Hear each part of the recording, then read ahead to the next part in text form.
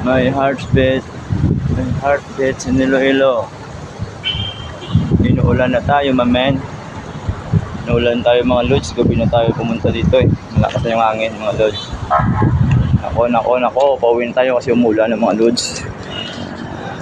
Next time, mag-aampa natin para makita nyo talagang ganda ng Esplanade Iloilo.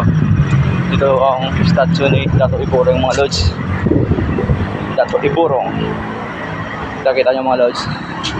Yan ang statue ni Dato Iborong mga lods. Tingnan nyo. Ganda yan mga lods. Maganda sana pag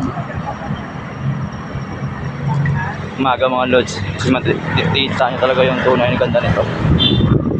Ngayon gabi na, so ito hindi ako nakalampas ng isang ikot kasi nag-warm up lang ako. Nag-stress sa mga buto-buto at ugat ko kasi malamang araw plan natin to bago bumalik sa pag-jogging, no?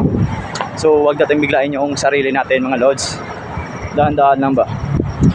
Next time, next day, next week, next month, next year. So doon karamihan na natin yung ikot jogging mga lods. Kita nyo mga lods, oh, kahit inuulan, diba?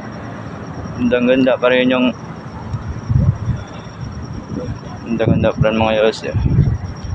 Pwede pumapatak ng ulan.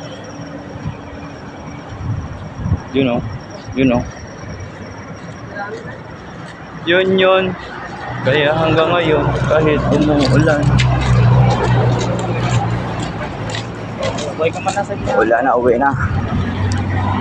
uwi na tayo. Yo, the bush.